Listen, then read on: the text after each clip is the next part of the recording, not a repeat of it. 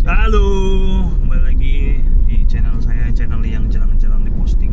Ya, memang karena bukan pekerjaan utama ya. Jadi ini kemarin kita udah bahas tentang dosa lagi, agama warisan ya. Agama karena heritage ataupun agama karena disuruh orang tua. Nah, sekarang kita balik lagi nih, karena itu berpengaruh juga sama kondisi anak-anak muda sekarang. Jadi anak-anak muda sekarang ketika dia merantau jauh dari orang tuanya, mereka kan seperti seorang pemburu. Pemburu apa? Dia kayak seorang pemburu tempat beribadah yang paling nyaman gitu. Ataupun pemburu gereja atau tempat ibadah yang membuat mereka senang, terentertain dengan baik melalui audio visualnya. Tapi actually mereka justru malah nggak bertumbuh sebenarnya. Atau mungkin ada yang bertumbuh, tapi itu bukan jadi faktor penentu ya. Karena banyak juga orang-orang yang anak-anak muda yang menurut saya masih tetap setia, mau belajar firman Tuhan, mau menikmati pelayanannya baik di sekolah atau di gereja. Nah, itu pun ada juga hal menarik. Ada dia yang aktif di sekolah tapi di gereja enggak. Ada juga yang aktif di gereja, di sekolah enggak. Tapi ada yang dua-duanya aktif, ada juga dua-duanya pun tidak.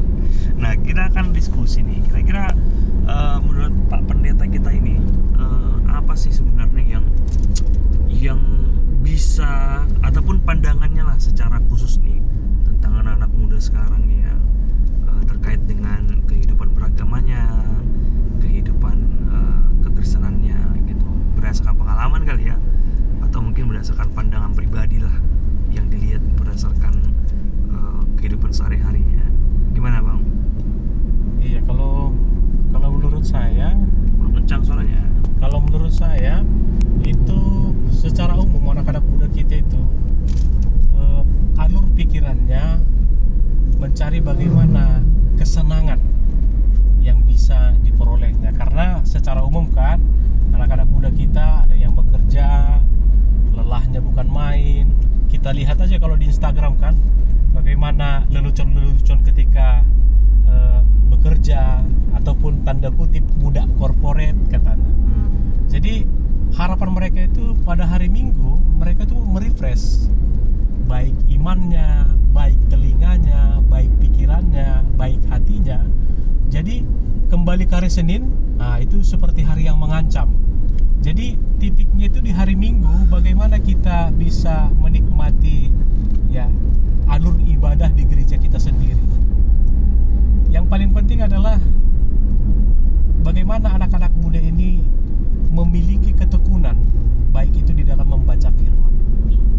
Jadi gimana pun khotbah berapi-api, siapapun pendeta yang menyampaikan firman itu, yakinlah kekuatannya itu tanda kutip 1 sampai dengan 2 hari. Nah, tapi nanti setelah di hari Rabu, Kamis, Jumat, nah itu kembali lagi blank, seperti hatinya kosong. Makanya saran yang bisa diberikan kepada anak-anak muda untuk bisa setiap harinya diperbaharui oleh Tuhan, yaitu dengan cara baca Bibelnya, baca Alkitabnya. Jadi Alkitab itu bukan yang di handphone, karena di handphone itu kita nonton drakor, di handphone itu kita nonton macam-macam, di handphone kita itu nonton film-film yang menyegarkan mata, yang membuat telinga bisa kemana-mana, disco dan lain sebagainya. Tapi kalau kita lihat aja, handphone mahal bisa kita beli, tapi coba kita tanyakan kepada diri kita, Alkitab yang harga 100.000 ada nggak niat ataupun masuk dalam list to do untuk membeli itu secara pribadi? Jarang kita lihat kan. Jadi yang perlu disampaikan untuk anak-anak muda adalah coba kembali untuk melihat bagaimana kita biar bisa tertarik untuk membaca firman Tuhan, merenungkannya dan menghidupinya dalam setiap hari. Jadi baca Alkitabmu, itu saja saya rasa pendeta. Selesai dong ini. Mungkin ada. Iya, jadi ini fakta yang menarik juga ya, bahwasanya memang kita nggak bisa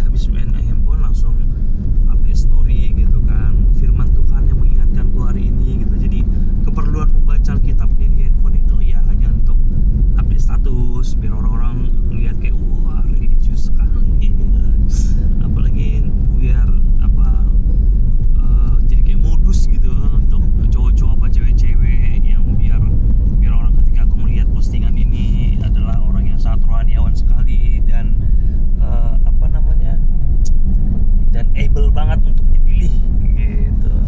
Nah, tapi ada juga orang-orang yang menurut saya banyak belajar tentang firman Tuhan dari media sosial. Ada juga sih ya channel-channel yang membantu, channel-channel yang menjelaskan tentang beberapa dogma-dogma di ajaran kekristenan. Tapi menurut saya gereja itu adalah tempat yang paling utama untuk berkoine, karena itu dari Trinitas gereja gitu kan.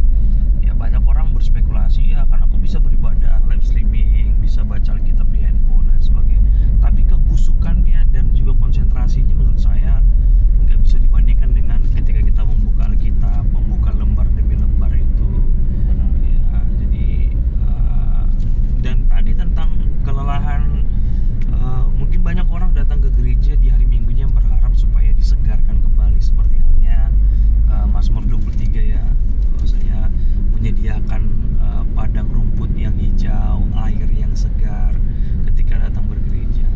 Tapi sekali lagi bukan untuk mengentertain, bukan untuk sebagai semata hiburan, tapi ada nilai ataupun makna hidup berdasarkan firman Tuhan yang bisa menjadi dudukan berpikir kita dan dudukan hati kita untuk menyambut hari yang baru.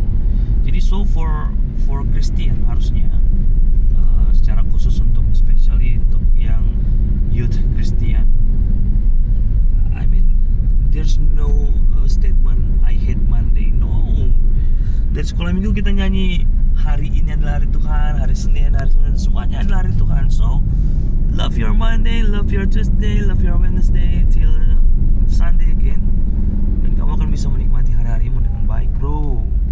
Itu jadi gimana ya, belajar tentang Alkitab itu hal yang sangat basic lah untuk orang-orang yang mengaku Kristen. Kecuali kalau kamu Kristennya ya Kristen abal-abal ya, ataupun Kristen bodong. Kristen bodong. STNK doang. Dia STNK doang, STNK-nya juga nggak di-upgrade gitu, nggak dibayar pajak. Jadi Gimana Bang? Jadi masalah pemuda itu memang konteksnya itu kembali kepada dirinya, menjadikan firman Tuhan itu sebagai pondasi atau sebagai tanda kutip yang lain. Jadi pernah itu saya dapati Pak Pen, anak-anak remaja saya kan, loh di mana kalian kelompok selnya? Di warkop di sana, ya kan? Loh Alkitabnya ada di handphone pendeta, gitu. Jadi mereka di sana, baru saya ngobrol dengan beberapa majelis, lalu saya menyamperin mereka untuk melihat bagaimana perkembangan kelompok sel mereka. Endingnya main Mobile Legend Pak Pen. Jadi nggak jadi cerita tentang firman Tuhan, endingnya main Mobile Legend. Ya kami jadi sama-sama war gitu. Mabar ya. Jadi kalau konteksnya memang handphone itu dikesampingkan, lalu Alkitab itu yang dibaca menjadi fokus mereka, mungkin mereka bisa serius. Tapi karena firman Tuhan itu ada di handphone, semua aplikasi ada di dalam, terakhir pengen buka Alkitab, kayaknya aplikasi ini yang lebih menarik, yang lain jadi dibukanya. Iya, sama itu kayak waktu zaman-zaman Covid ya teman-teman. Anak saya itu yang paling besar tuh masih umur 2 tahun 3 tahun. Sekolah minggu online, tapi pas ketika laptop dibuka tuh sebentar aja betah. Selanjutnya papa, Johnny yes papa, atau Cocomelon gitu kan. Karena lebih menarik, karena dia taunya laptop itu adalah tempat hiburannya, bukan tempat beribadahnya gitu. Dia tahu tempat ibadah itu adalah gedungnya, ada orang-orangnya yang langsung bersentuhan gitu, yang langsung eye to eye gitu. Tapi ya itu lagi ya, diskusinya sebenarnya akan kembali lagi tentang bagaimana kita menghargai the scripture gitu kan, karena Alkitab kita ini kan adalah bagian yang penting dari keselamatan kita gitu.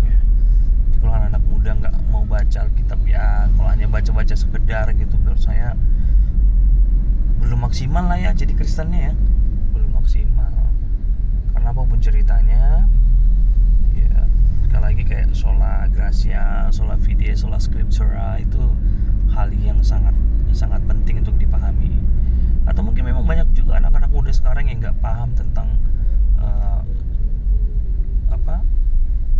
keselamatan itu ya. Iya. Dalam pikirannya pokoknya aku udah gereja hari Minggu, udah cukup, that's enough for me gitu kan. Because I'm busy, because I don't have time. Tapi story terus, TikTok live terus gitu kan. Nah, itu kan udah nggak relevan lagi teman-teman ya. Jadi buat adik-adik, buat teman-teman yang mengakunya dirinya sebagai anak-anak muda Kristen, ya jadilah garam dan terang dalam berbagai bentuk gitu kan. Secara khusus dalam peribadatanmu, ibadah yang sejati itu seperti apa gitu kan. Oke. Karena Udah. enggak apa-apa, karena kalau kita melihat kembali firman Tuhan itu kan yang menuliskan kan para rasul ya. Jadi para rasul yang melihat secara langsung bagaimana mereka bersama-sama dengan Yesus, bagaimana pelayanan Tuhan Yesus, bagaimana mujizat-mujizat yang dilakukan oleh Tuhan Yesus, dan bagaimana karya keselamatan yang dibuat oleh Tuhan Yesus Kristus. Jadi itu sudah sangat kompleks untuk kita ketahui dengan cara membaca firman dibanding dengan ketika kita mendengarkan khotbah. Kadang khotbah ini kan ada yang menenangkan telinga. Khotbah ini kan ada yang dicari leluconnya. Nah, padahal kita yang menerima firman Tuhan yang disampaikan para hambanya, kita kan harus mendapatkan lebih dalam lagi dengan cara membaca firman Tuhan itu dan merenungkan secara pribadi. Jadi di sini kita diarahkan untuk ayo semakin dalam kita membaca firman Tuhan supaya kita mengenal siapa itu yang telah menyelamatkan kita. Sampai Paulus juga akan bilang, bagiku hidup adalah Kristus, mati adalah keuntungan. Wah, gak ada agama selain daripada Kristen yang bisa mengklaim itu. Jadi jangan malu menjadi seorang Kristen, tetapi percaya dirilah karena hidupmu itu sudah menjadi keselamatan bagi dirimu sendiri di dalam Tuhan kita Yesus Kristus. Jadi cari dan temukan Dia melalui firman-Nya. Itu aja Pak Pen. Amin. Haleluya. Udah 13 menit ya, selama-lama, karena kalian juga pasti akan belum begitu betah dengar tentang ajaran agama. Oke, sampai bertemu di